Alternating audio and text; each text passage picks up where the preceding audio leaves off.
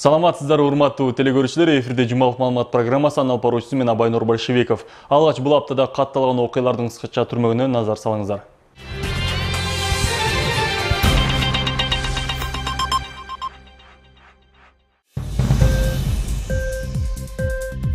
22 май дүйшөмбү. Ош шаарынын Эдельвейский районунун тургундары 3 айдан бери таза суусуз күн кечиришүүдө. Бул күнү тургундар нааразычылыгын айтып чыгышты. 25 майга карата Ички иштер министрлиги түшүндүрүү иштерин баштады. Өлкөдө 22 миңден ашуун жарандар биометрикалык паспортторун алышты. Ислам шериктештиги оюндарында кыз келиндердин эркин күрөшүнөн кыргызстандык Айсулуу Тыныбекова алтын байге алды. 23 май шейшемби. Айгыржал Канышкая унаа жолундагы көпүрөнү Чаткал дарыясы жууп кетти. Чоңалай районунда жер титирөөдөн үйлөрү жабыркаган жарандарга цемент жөнөтүлдү. Бул тууралуу УКМден кабарлашты.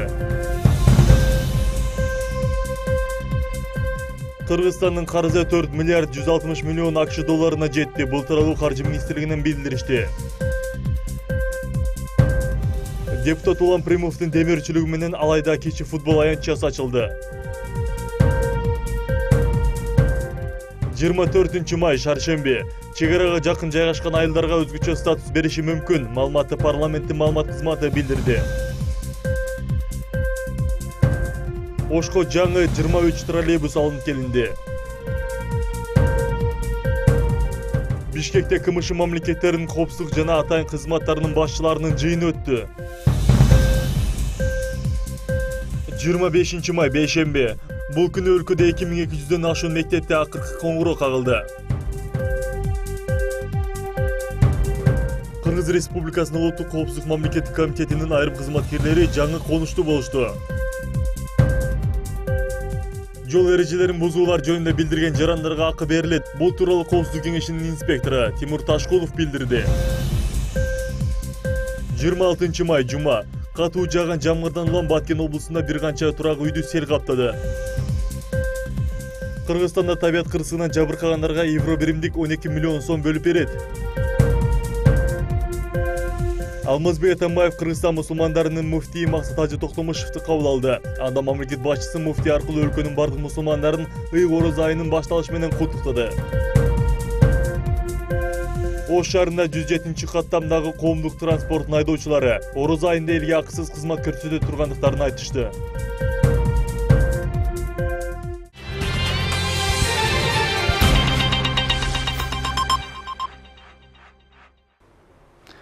Ош шаарындагы көйгөйлүү маселелер качан чечилет? Билим берүү жакшырабы? Шаардагы медреселердин абалы кандай? Көйгөйлөрдү чечүүдө каржы маселеси жетишпей жаткандыгы эмнеде?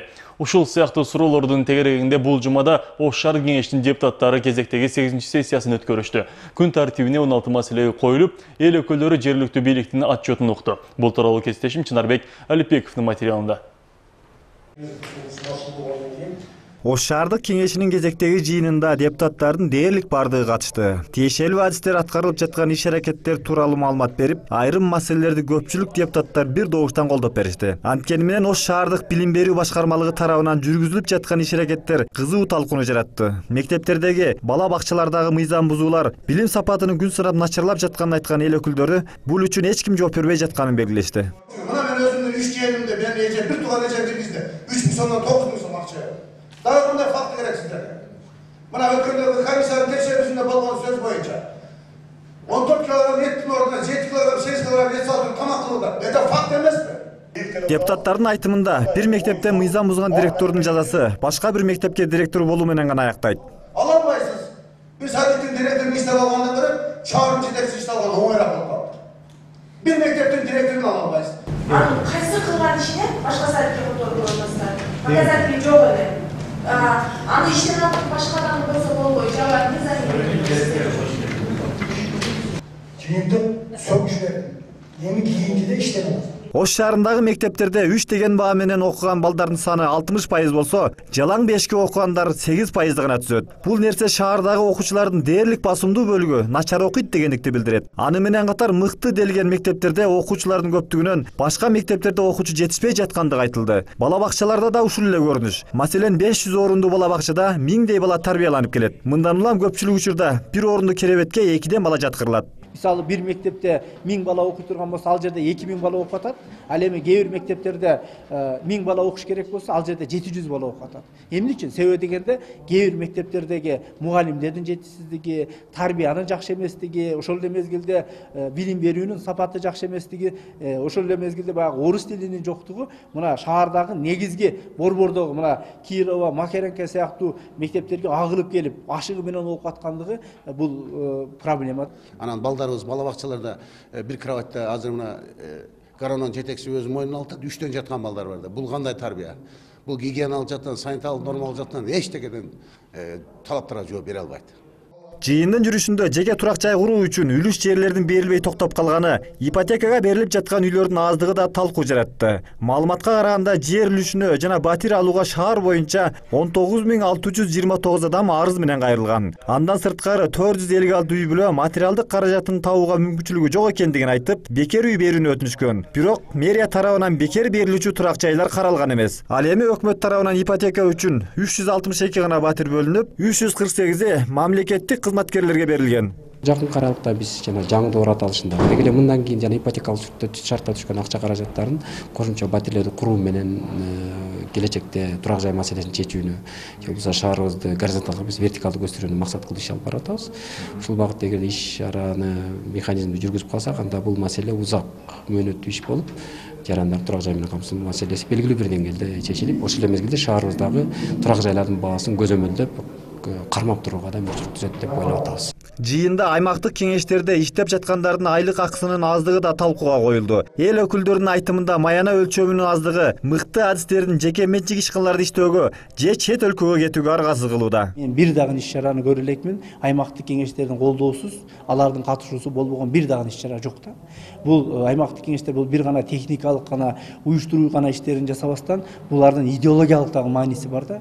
Демек биз мамлекеттик саясатты жалпы элге жеткиребиз десек, же болбосо элдин арасында мамлекеттин кадыр баркын көтөрөбүз, эл менен бийликтин ортосунда көпүрөнү жакшыртабыз десек, анда биз ошол аймактык кеңештердин айлык акысын көтөрүшүбүз керек. Сессиянын жүрүшүндө коюлган маселелерге сын пикир, сунуш айтылып, тиешелүү резолюция кабыл алынды. Ал эми күн тартибине 17-чи маселе катары киргизилген көйгөйлөр толук аткарылбагандыктан кайрадан кароо үчүн жергиликтүү бийликке кайтарылды. Ал эми Ош шаардык мэриясы атайын комиссия түзүп, 2 айлык кечиктирилгис мөөнөттө текшерип, кийинки сессияга алып чыгышы керек. Чынарбек Алипбеков, Самат Сайдамат уулу, жумалык аналитикалык программасы үчүн. Бул жумада Ош шаардык кеңешинде мектеп окуучуларынын билим сапаты тууралуу сөз болуп, көңүл жылтарлык абалда эмес экендиги айтылды. Ош шаарына жалпысынан 45 000 окуучунун 30 000ге жакыны мектепте 3 деген баада окуганы ачыкталды. Мындай көрүнүшкө билим берүү кызматкерлери окуучулардын сабактарга бирдей кызыкпагандыгы себеп болушу мүмкүн дешет. Эртеңки күнүбүздүн ээлеринин акыбалы ушул болуп жатса, Кыргызстанды кимдерге тапшырып жатабыз деп муңайгандар арбын. Канткенде бул көрүнүштү ары таштап билимдүү жаштардын тобун өстүрөбүз. Кестешим Аргеноров толугураак айтып берет. Ош шаарынын окуучуларынын быйылкы жылдагы билим сапатынын көрсөткүчү абдан төмөн. Бул тууралуу шаардык кеңештин кезектеги сессиясында айтылып, депутаттардын чоң талкуусуна түштү. Эл өкүлдөрү билим берүү башкармасына суроо берип жатып, эмне үчүн абал ушул деңгээлге түшкөнүнө кызыгышты. Башкармалык бул абалдан чыгуу үчүн бүт аракеттер жүрүп жатат деп депутаттардын суроосуна так жооп бербей койгон эле. Мына биз республикалык олимпиаданын жыйынтыгы боюнча Ош шаары 4-чү орунга түшүп калдык. Бүгүн шаарда билим берүүнүн сапаты мындайча айтканда жакшы эмес. Өзүңүздөн айтып кеттиңиз, 60% 3тө окуп атсак, демек бүгүн биз ыйлагандай акыбалда экенбиз. Ушул билимдердин сапаты сизде ойлонуп атат. Негизги дагы кайталап, жакшы сапаттуу билим берүү жана жакшы тарбия берүү. Ушул негизги ишибиз. Ушунун тегерегинде бардык иштерди жүргүзүшүбүз керек.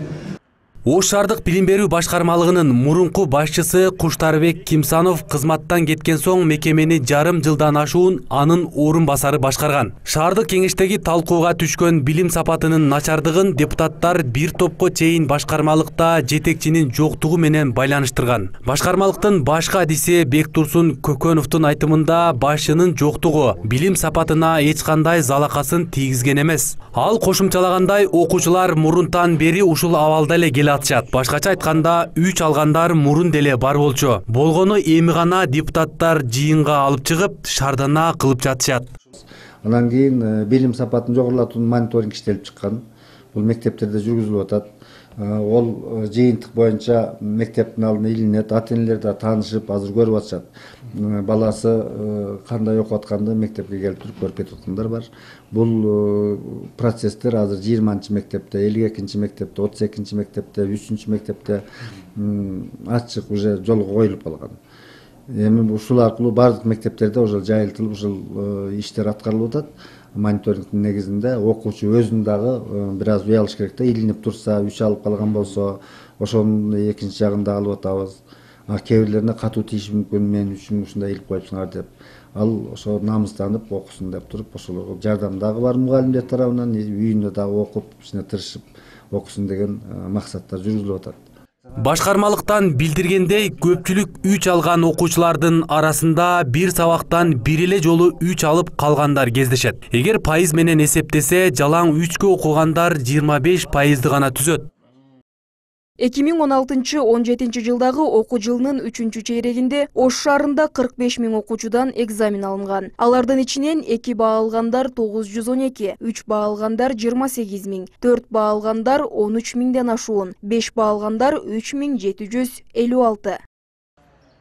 Деген менен шаардагы билим сапаты мыкты делген мектептерде да 3 алган окуучулар бар. Маселен, номер 52-чи Кыргыз-Түрк достугу орто мектебинде 3-чү чейректин жыйынтыгы менен 78 окуучу 3 деген баага окуйт деп жыйынтык чыгарылган. Билим берүү мекеменин директору буга окуучулардын бардык предметке бирдей кызыкпаганы себеп дейт. Баягы окуучулардын көпчүлүк бөлүгүндө эми 3 болот да. Бул деген эми 3 дегендин бул эми билим сапаты өтө эле төмөндөп кетти дегендин белгиси эмес менимче. Себеби ал канааттандырарлык ошол нерсе.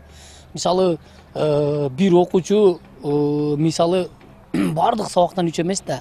Мисалы, силерге окшоп журналист боло турган адам кыргыз тилден, адабияттан, анан бир тарыхтан мисалы 4 алса, так илимдерден мисалы мен деле кайсы бир деңгээлде 3 окуганмын да, так илимдерден өзүм дагычы.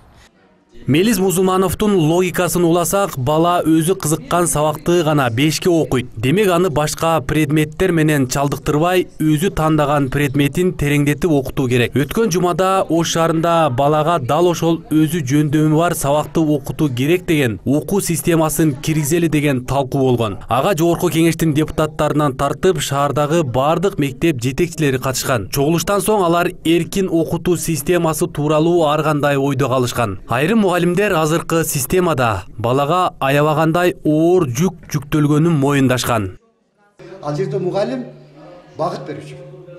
Андан кийин бизди окутуучу деп айтып коюп, окутуучу катары кабыл алып атышат. Ошон үчүн биз алыбыздын чечинчи сүйлөп берип, эптеп баланын башына жеткизип, анан балага эркиндик бербей атат деген ошол экен. Балага киргизип, эптеп түшүндүрүп, анан эптеп жообун алсак деген мааниде иш кылабыз да. Адылбек Батыралиев билим берүү тармагында өмүр бою иштеп келаткан адам. Алдагы окуучуларга эбегесиз оор сабактар жүктөлгөнүн билдирет. Айтымында билим сапаты боюнча дүйнөдө алдыңкы орунда турган өлкөлөрдүн окуу пландарында максимум 15 саат гана теория катары сабактар өтүлөт. Калганы практикалык сааттар жана окуучунун жөндөмүнө жараша сабактар тереңдетилип окутулат. Демек балага турмушта кереги тие турган гана билимди берүү керек дейт ал. Дүйнөдө прагматикалык билим берүү системасы бар. Джон Дью деген ошол баягы дүйнөдөгү эң 20-чы кылымдын деген Макаров 4-тө ошол айтып келгенде балдарга де турмуштуна, турмуштук практикасына, жашоосуна керектүү гана билимдерди бериш керек деп атат да. Ошол кийин анализ кылып келгенде биздикилер айтып чыкпадыбы?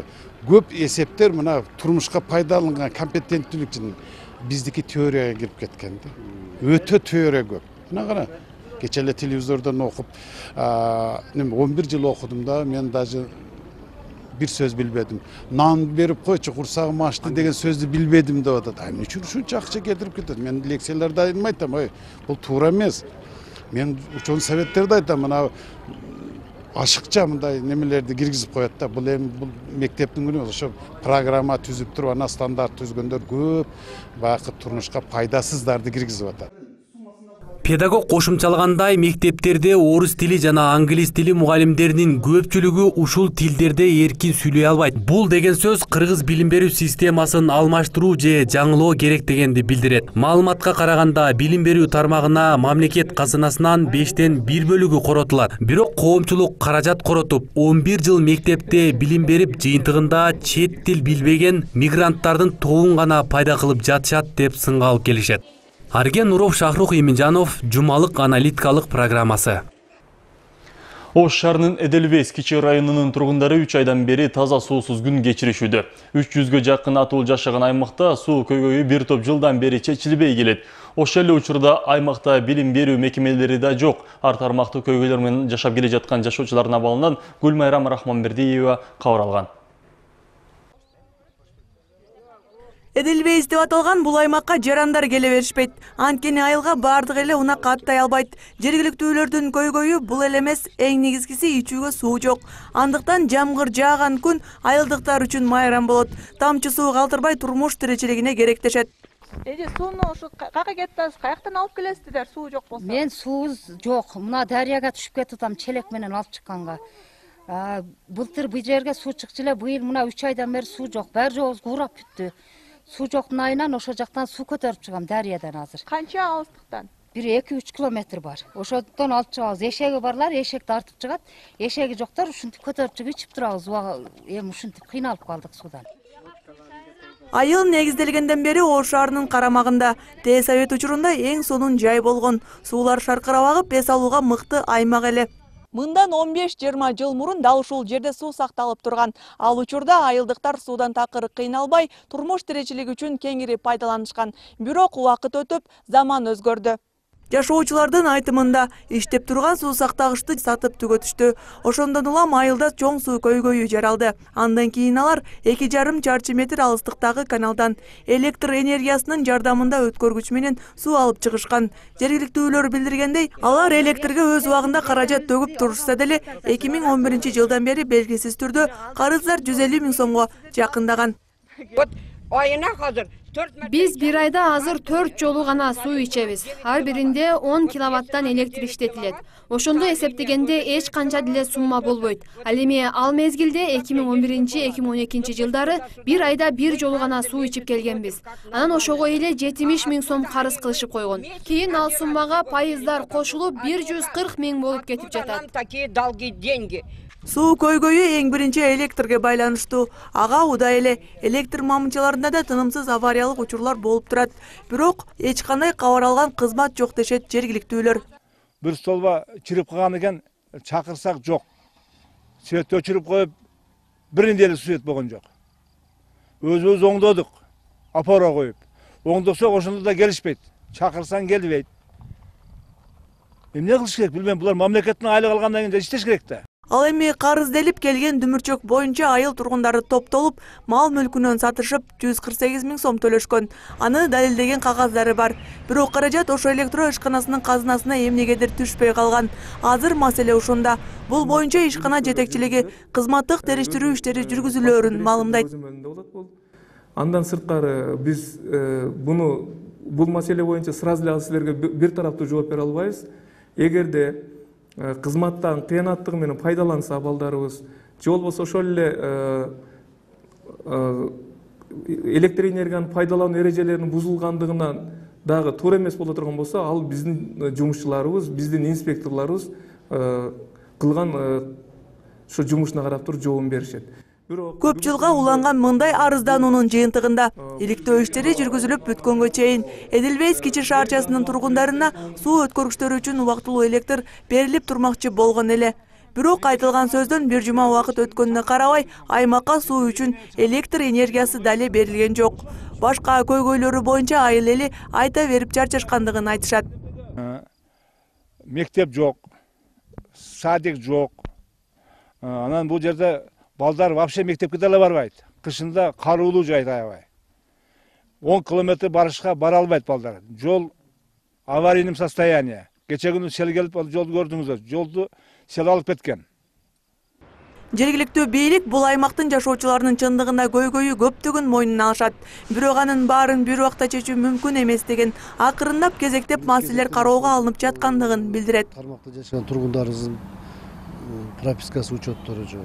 Үйлөрүнүн документтери жок. Ошол жерде адам саны кандай болот? Пропискада ушунча адам болуп терсетте жазылган болсо, ошондо ушул жерде калып жашап атат. Маселени чечиш керек деп туруп документтер болот. Бирок ого карабастан мына билесиздер, Бөдүрташ деп суу насос станциябыз бар. Бөдүрташ суу насос станция быйыл ишке кирет. Насос станциясы өзү бүткөн, азыр чистиште иштеп атат.